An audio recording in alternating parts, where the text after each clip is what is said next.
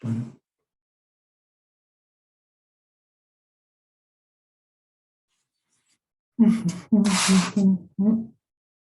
está. Un segundo.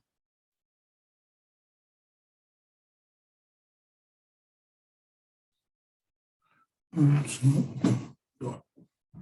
Pues vamos a darles acceso.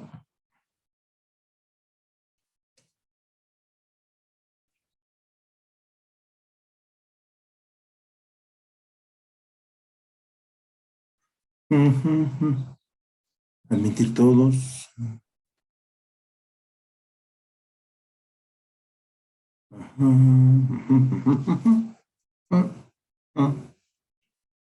Admitir.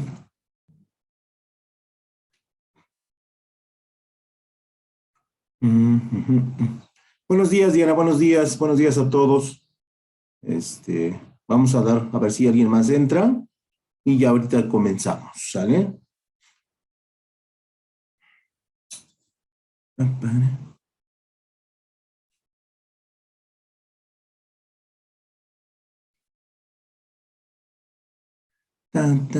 Antia, ahí está. Bueno, pues creo que con Antia ya podemos comenzar, nada más que se conecte y ya, ahorita, buenos días, Marco, ¿cómo estás? Bien, bien, profesor, buenos días. Buenos días.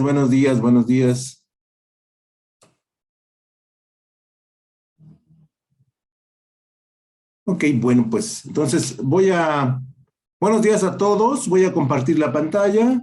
Buenos días. Y bueno, nos vamos a ir un poquito rápido para que rápidamente nos vayamos a desayunar porque ya hace hambre, ¿no? No es cierto.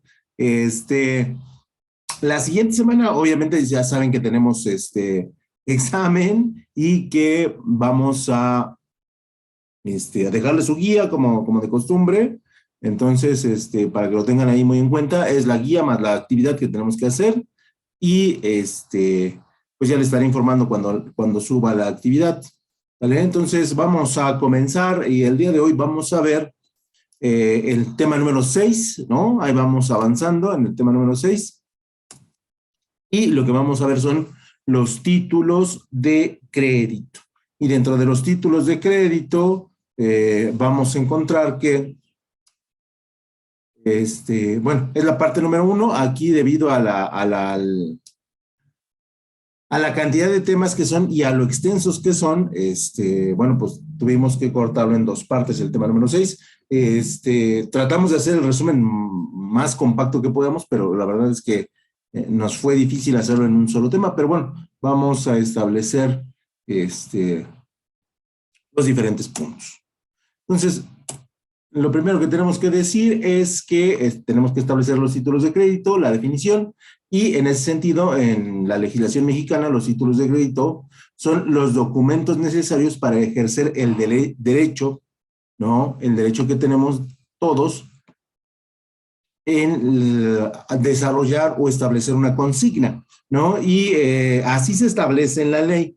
Y esto se traduce en que son documentos que otorgan a su poseedor los derechos sobre una obligación de pago. Esto es cuando en el título de crédito viene mi nombre y viene una cantidad, yo me estoy obligando a tener que pagar una cantidad a otra persona. Por lo tanto, los títulos de crédito son documentos que tienen una validez oficial y que de alguna o de otra manera le obligan al poseedor a cubrir una deuda, ¿no? Y para ejemplificar de manera sencilla los títulos de crédito, nosotros escogimos 3, ¿no? Que tenemos en el primero la letra de cambio, en el segundo el pagaré, ¿no?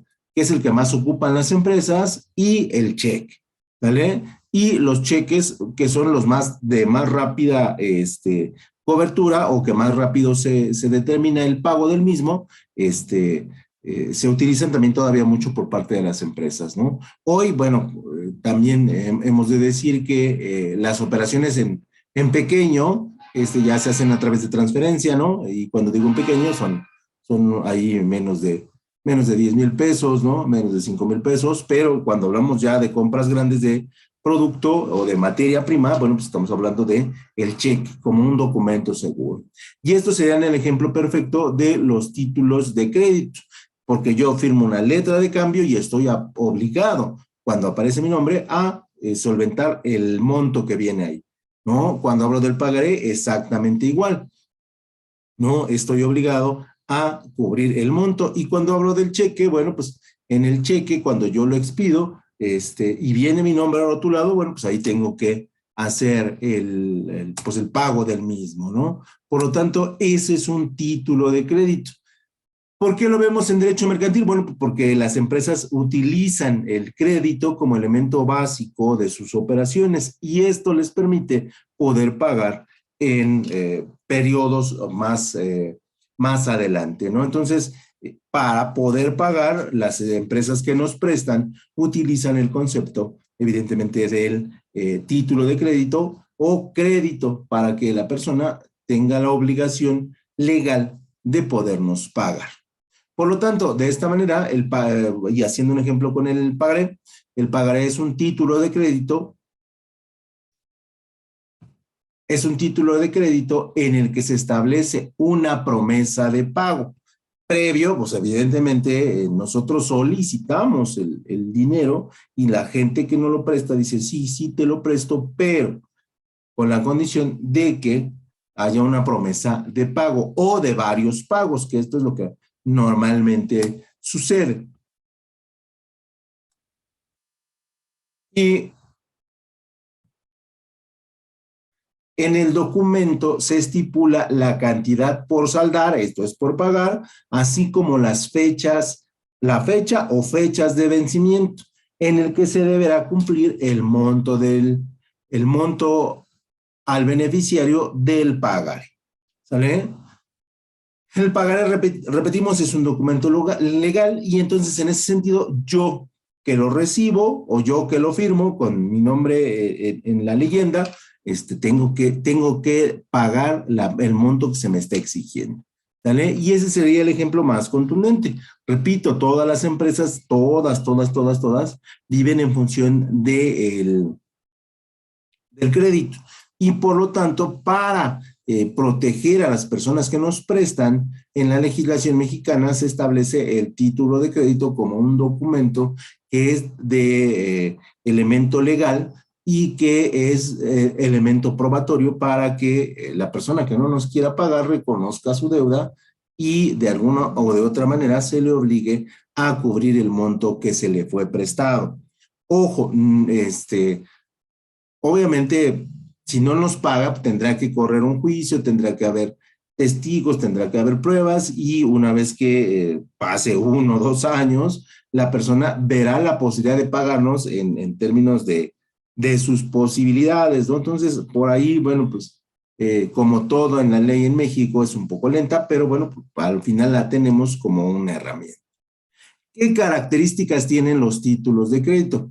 Bueno, de los títulos de crédito son la incorporación, ¿no? La incorporación que ahorita vamos a ir explicando a qué se refiere, la legitimación, ¿no? Y qué son sus características, la literalidad, la autonomía, la abstracción y la sustantividad.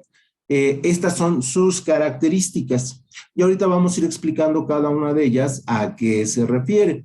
Por lo tanto, es importante que nosotros vayamos identificando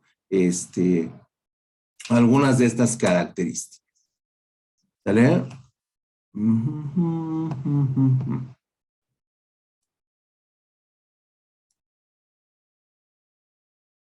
Y tenemos la incorporación, que es la primera característica que nosotros vamos a establecer. Y la incorporación viene de la inclusión del derecho en el documento. ¿Sale? Una vez que dice pagaré, una vez que dice cheque y una vez que dice letra de cambio, nosotros estamos en la posibilidad de establecerlo como un documento legal.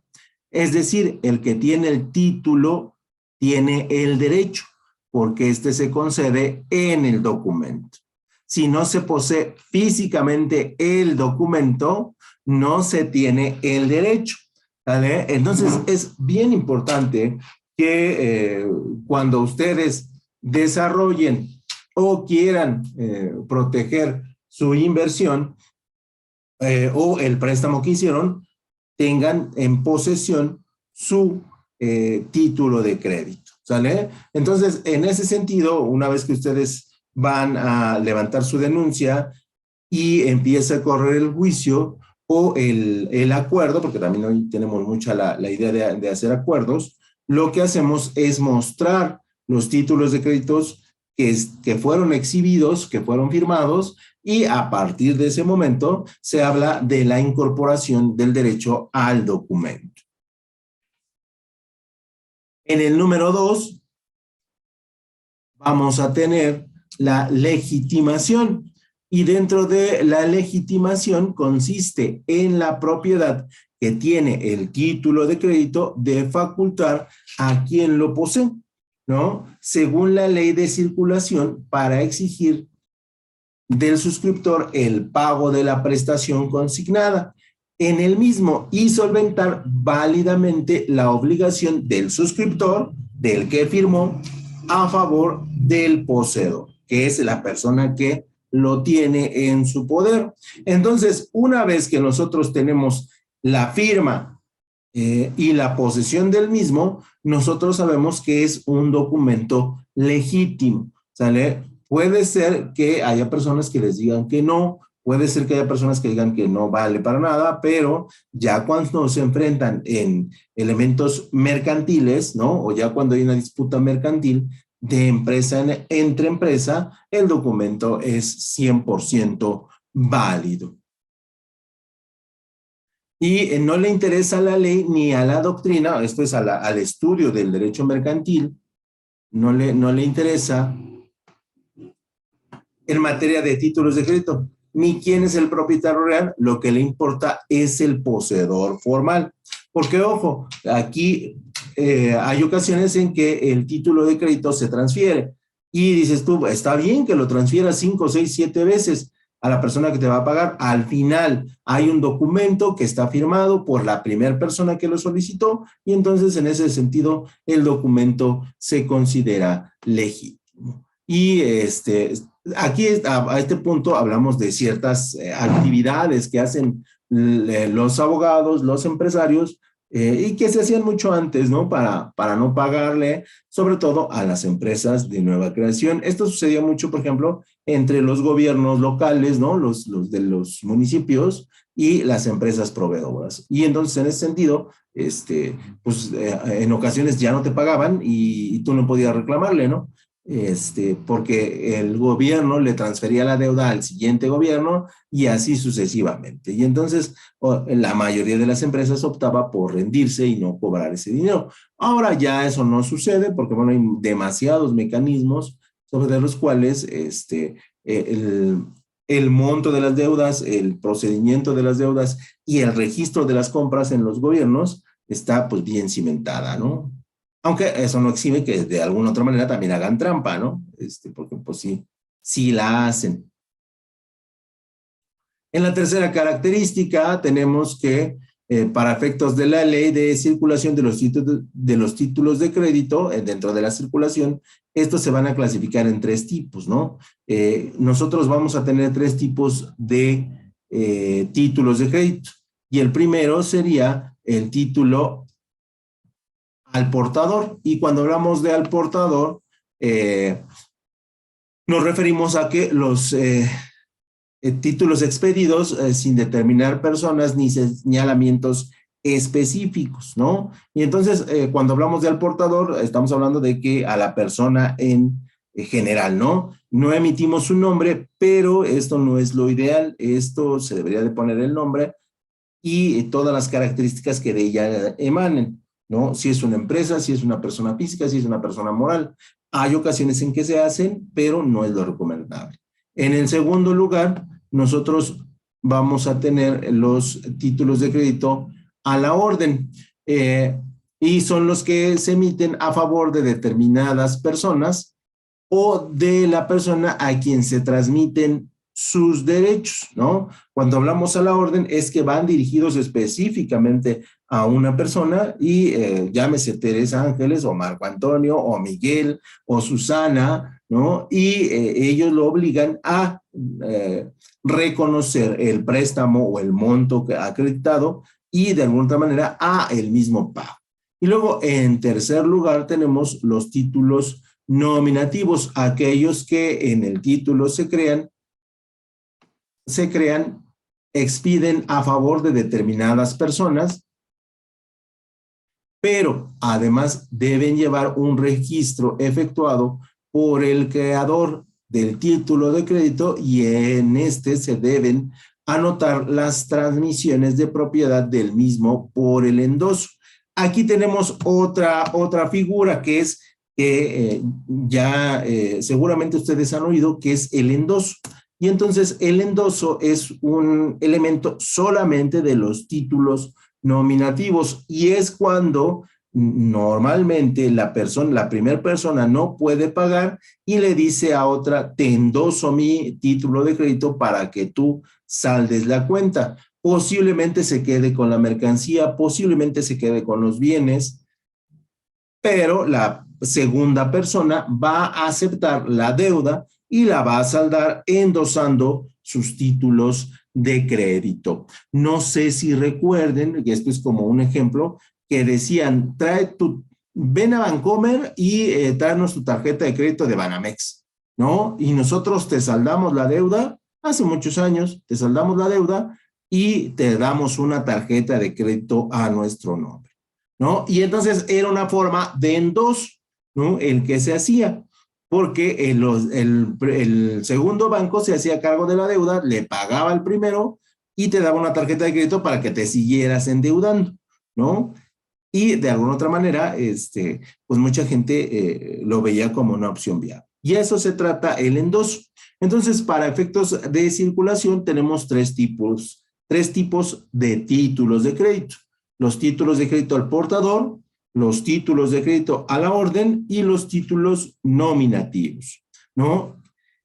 A la orden son a personas específicas, los nominativos también son a personas específicas, pero que tienen la posibilidad de endosar su deuda. Esto es que otra persona, otra institución, se haga cargo de ellas.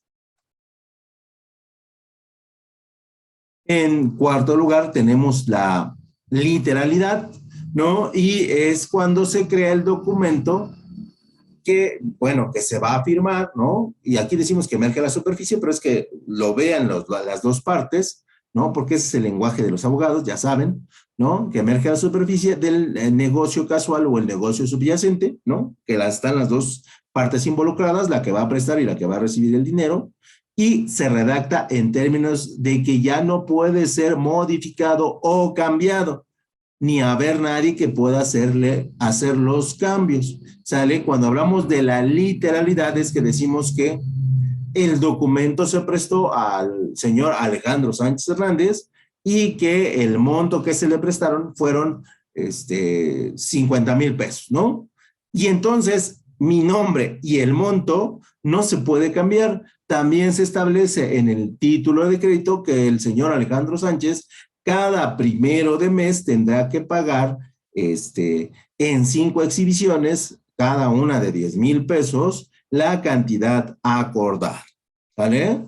Y a eso se le conoce como la literalidad, donde de alguna o de otra manera las personas se obligan a reconocer la deuda y a establecer que una vez que lo lean, dicen sí estoy de acuerdo, ahí ya no hay poder humano que lo cambie, ¿no? Y si en lugar de ponerle 50,000 pesos le puso un cero de más y yo no lo revisé, ¿no?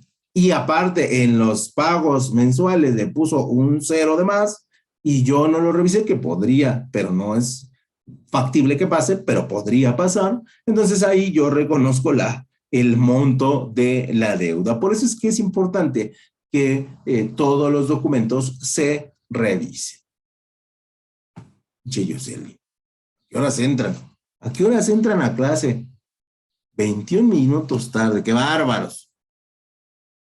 ¿Vale? Entonces, a eso se refiere el concepto de la literalidad. ¿Sale? Siguiente. ¿Dónde estás? Aquí estás.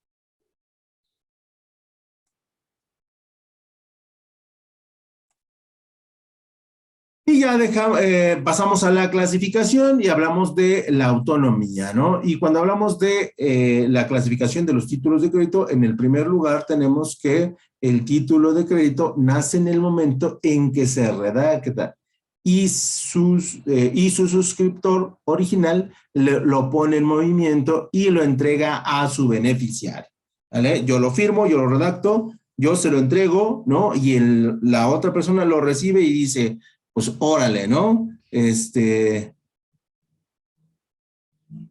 Vamos a empezarlo a pagar. Entonces, ahí empieza la autonomía del título de crédito y por lo tanto empiezan a correr los derechos y respectivamente las obligaciones. Después, hay una relación personal entre el creador del título, la persona que nos prestó básicamente el dinero o lo que se nos haya solicitado, y su primer adquiriente, que es la primera persona a la cual se lo da, donde hay una situación jurídica que se va a repetir cada vez que pase de mano en mano a otro título, así como se repite el acto creativo del título. Esto es, cada vez que yo pague, se va repitiendo este vínculo que yo tengo entre la persona que me prestó el dinero y mi persona. Y entonces, en ese sentido, tratamos de, pues de que la persona pague a tiempo. También hay una relación personal donde el negocio casual, esto es a la persona que se le presta, volviera a repetirse y el instrumento de pago en el título de crédito se vuelve a repetir. Entonces, en ese sentido, puede haber, o sea, yo puedo tener 1, 2 o 3 o más títulos de crédito firmados a mi favor, ¿no? O firmados para su pago, y entonces en cada uno de ellos se ejecuta el mismo principio, ¿sale? Y entonces ahí es necesario que cada uno de los títulos de crédito se revisen para que no haya malos entendidos ni malas prácticas de ninguna de las dos partes. Por eso se le considera que el título de crédito tiene una autonomía, porque hay un vínculo separado entre cada vez que se renueva el título de crédito, ¿sale? Ya sea para los periodos parciales, esto es en el momento que voy a hacer el pago de la deuda, o para el nuevo título de crédito que yo decido adquirir, porque, repito, las empresas solicitan muchos títulos de crédito durante el año, ¿no? O sea, es una realidad. Y de alguna otra manera lo va pagando conforme se le va venciendo el plazo. También dentro de la clasificación vamos a tener, aparte de la autonomía y de la legitimidad y todos estos elementos, una cosa que se conoce como la abstracción.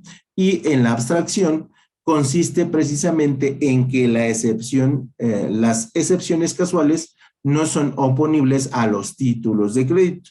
Lo único que puede oponerse son las excepciones derivadas del propio título, llamadas cambiarias, y las excepciones personales. ¿Qué quiere decir esto? Resulta ser que yo debo los 50,000 pesos, que tengo que pagar 10,000 pesos al primero de cada mes, pero resulta que dentro de las cláusulas del título de crédito, el que me está prestando el dinero me dice, ¿sabes qué? Yo, si no me lo puedes pagar el 1 de enero, me lo puedes pagar en los primeros 5 o 10 días del mes con el 2% de intereses, ¿no? Y entonces yo digo, ok, está bien. Si lo pago el primero, no hay ningún problema. O sea, yo pago mis 10,000 pesos, pero si no lo pago el primero y lo pago hasta el 10, yo sé dentro de la abstracción del título de crédito que yo tengo que pagarle un 2% de interés, que serían 10,200 pesos, ¿no? Esa es mi obligación, pero la abstracción de ese convenio está emitido por la persona que me presta el dinero, no por el que lo recibe, ¿sale? La otra es que la empresa o el negocio, yo a Alejandro le digo, ¿sabe qué? Que no le puedo, o sea, antes de que llegue el periodo, le digo, ¿sabe qué? No puedo pagarle la cantidad acordada el primero del mes, ¿no? Necesito una prórroga. Y entonces la empresa hace, o la persona que me prestó el dinero, hace una excepción personal y dice, ok, no hay ningún problema, págamelo al 15 del mes sin ninguna penalización. Es poco viable, pero sí sucede, ¿vale? Incluso hay empresas que, bueno, dicen, ok, no hay problema, con que me pague ya me doy por bien que, por bien servido. Y entonces, en ese sentido, a eso se refieren las abstracciones. Las abstracciones son los acuerdos que se lleguen para el pago del título de crédito.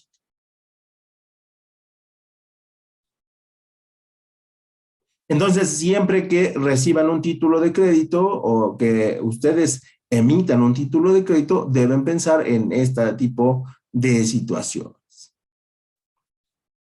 También el endoso es parte de las características de los títulos de crédito y endosar es un procedimiento específico para la transmisión de documentos que contienen un derecho de cobro de una deuda.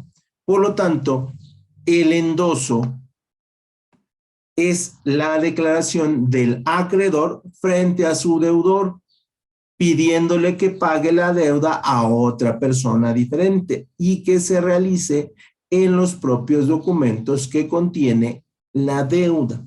¿Sale? Este es el endoso.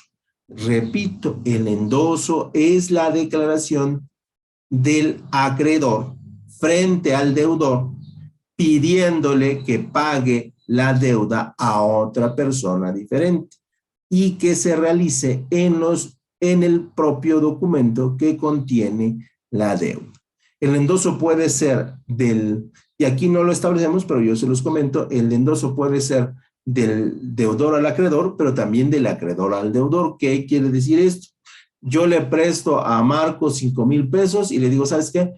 A Marco, no me lo pagues a mí, no me lo pagues a esta cuenta, págalo a la cuenta del señor Raúl Pérez, ¿no? Y entonces le endoso los documentos a Raúl Pérez y entonces Marco dice, perfecto, yo reconozco la deuda y entonces lo que vamos a hacer es que yo le voy a seguir pagando los títulos como habíamos acordado y vamos a seguir haciendo los pagos, ¿no? Esto no es muy común, pero sí, sí se da,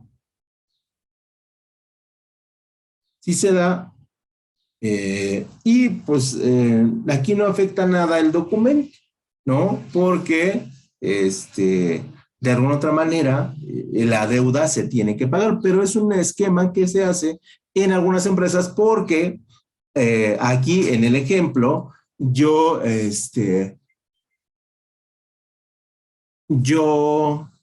te preocupes, no te preocupes, no te preocupes.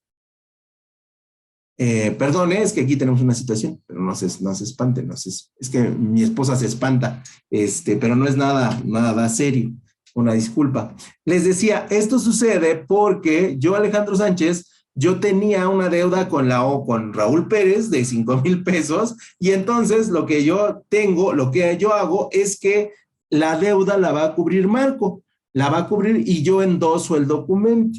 Esto sucede con mucha frecuencia entre las empresas, ¿no? Entre las empresas que tienen deudas y que pueden pagarse. Es una manera que es viable, ¿no? Porque yo me deshago de esa deuda que ya tenía y reconozco que Marco me debe a mí, pero que le transfiere el dinero a esa persona. Entonces, en ese sentido, es lo que normalmente hacemos o lo que normalmente se hace en las empresas. Y por eso se crea el concepto de el endoso. Esto en la década de los 70s, de los 80s, era pues prácticamente el proceder de todas las empresas. Pero repito, hoy en día, con los nuevos sistemas, con los nuevos procedimientos Y sobre todo con la gran competencia, pues ya no sucede, ¿no? Ya. ¿Puedo preguntar algo? Sí, Tere, dime, déjame pongo el otro audífono. A ver, Ok, ese trámite, el de endosar, ¿se hace en una secretaría o se hace nada más entre las personas? Aquí hay dos opciones. La primera opción es que lo hagas tú como persona si la deuda es menor a 10,000 pesos. O sea, son deudas muy pequeñitas. Tú puedes decir, ¿sabes qué? Voy a hacer una carta de endoso, ¿no? Tú, el que presta y el que recibe el dinero deben estar de acuerdo, ¿no? O incluso a la otra persona que le vas a transferir. Haces una carta donde yo, Alejandro Sánchez, endoso mi deuda de 5,000 pesos a que le solicité a Marco Antonio para que se lo pague a Raúl Hernández, ¿no? Ese es el procedimiento, que es simple, que es entre personas. La otra es que tú vayas ante notario público, ¿no? Y el notario va a registrar el endoso del documento, pero cuando hablamos del endoso por notario público, hablamos de deudas, pues ya que normalmente tienen las empresas y las empresas, normalmente tienen deudas de por ahí de 150,000, 250,000, 320,000, que son las deudas, digamos que comunes, ¿no? Que se tienen, entre empresas, ¿no? Porque ya son deudas muy fuertes, e incluso habrá deudas mucho más grandes, ¿no? Pero lo mínimo, estamos hablando de 150,000 pesos de una compra normal, ¿no? Porque eso es lo que ocupa. Entonces ahí es lo que aplica, que tengas tú esas dos opciones del endoso. Pero recuerda, si es personal, tienen que estar las tres personas, y las tres personas de alguna otra manera tienen que estar de acuerdo o conscientes de a quién se le va a transferir el endoso. ¿Sale, Tere? Sí, profesor, gracias. De nada. Y entonces decimos que ese es el procedimiento para el cual se creó la parte del endoso. Y repito, ya en lo general casi ya no se utiliza entre las empresas, pero es parte todavía de la posible metodología que alguien quiera adoptar para manejar una deuda, ¿no? Que sí es posible manejarla de esta manera. ¿Cuáles son los requisitos del endoso? ¿No? Y decimos que para que el endoso sea válido es necesario que se cumplan varios requisitos.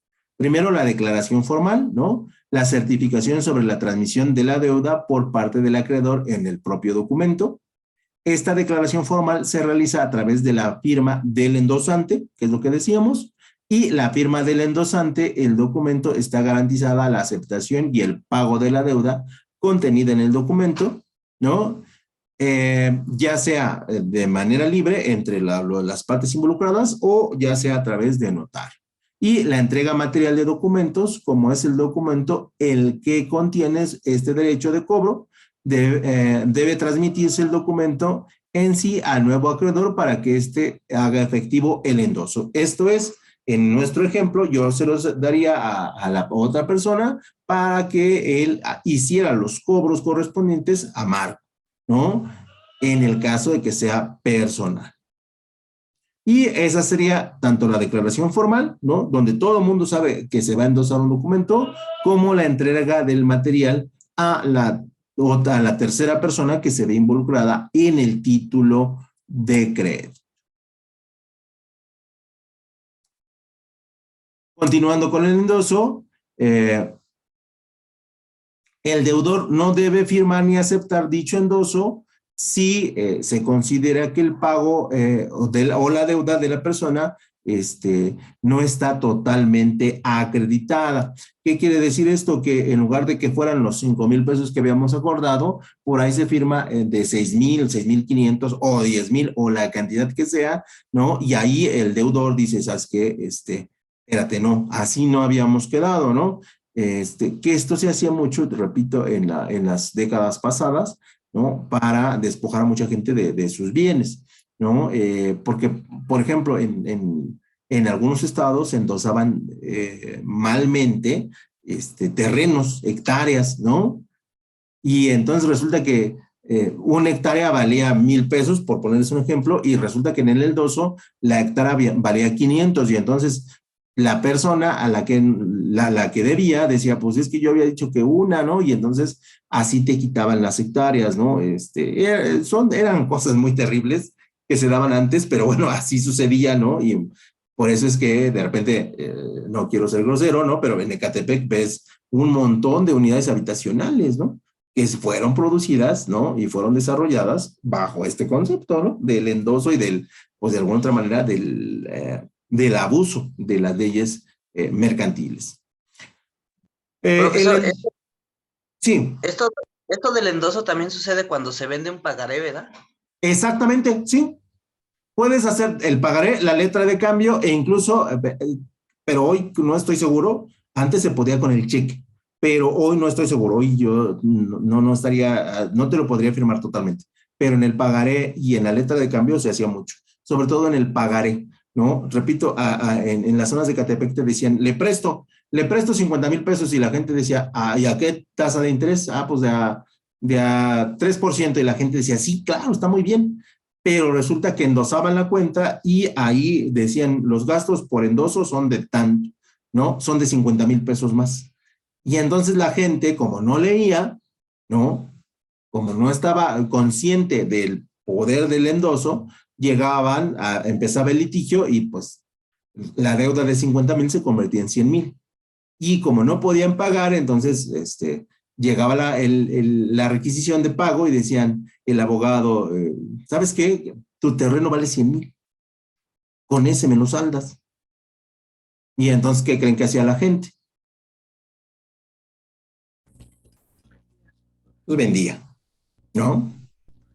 Y entonces, repito, así, por ejemplo, muchas unidades habitacionales, y eso es porque yo lo conozco algunos casos de ahí, muchas unidades habitacionales de Catepec. Para los que no conocen, es un municipio muy grande. Se hicieron así se compraron, ¿no? Y entonces prácticamente todo el terreno les salió gratis, ¿no? Prácticamente gratis. Pero bueno, son formas, ¿no? Por eso es bien importante conocer un poquito del endoso, ¿no? Y decimos que la acción de endosar debe ser total, pura y simple, ¿eh? Y aquí, bueno, no se hacía. No puede transmitirse solo una parte de la deuda, sino que se debe ceder toda ella y no se puede establecer más condiciones de las que ya habíamos establecido al principio del documento. Nada más que aquí, acuérdense, la literalidad del documento es la que le da la validez. Y recuerden, a lo mejor ustedes ya no lo ven, pero el concepto de las letras chiquitas, siempre hay que leerlo, siempre hay que estar atento en él, porque es ahí donde se nos puede poner complicada la situación. Entonces, siempre, no solamente en un título de crédito, sino en cualquier deuda, muchachos, traten de leer todo el documento para que no tengan problemas. Y si algo no lo entienden, ¿no? Porque no, hay ocasiones en que, aunque hayamos estudiado o estemos estudiando, no todo lo conocemos. Si tienen alguna duda, no firmen nada, porque de verdad, luego la gente se mete en unas broncas por no saber leer y por no saber entender las cosas o sea, sí dan ganas como de, perdónenme la expresión, pero de darles un zape, ¿no? De cómo firmaste esto, ¿no? O cómo aceptaste estas condiciones. Y es ahí cuando se mete uno en muchas broncas, y saldar una deuda es un año, 2 años, ¿no? Ustedes pagan una deuda en un año y recuperarse les lleva un año más. Entonces, por ahí siempre tengan mucho cuidado en leer, y si no saben, pues pregunten, muchachos. No sé si tengan alguna duda, nos queda un minutito. Los escucho. Por favor, vamos a ver cuántos son. Según mi lista, bueno, según los registrados aquí, son 14. ¿Estamos de acuerdo? Entonces, ahorita que me manden su asistencia por WhatsApp, solamente deben ser 14 personas, ¿eh? Porque luego veo que yo veo cuántos, 7, y aparecen 15, ¿no? Y entonces digo, ¿qué pasó ahí? ¿Sale? Entonces, 14 personas asistieron a la clase de hoy, 14 nombres voy a recibir en mi WhatsApp. No sé si tengan alguna duda. Nada, muchachos, No. antes de que se... No, todo bien, profe. Gracias. Ok, bueno, entonces, guía, tarea y la próxima semana examen. Gracias, profe. Cuídense mucho. Ahorita los veo. Ay, Igualmente, la profe, buen día. Yose. Hasta luego. Bye, profe.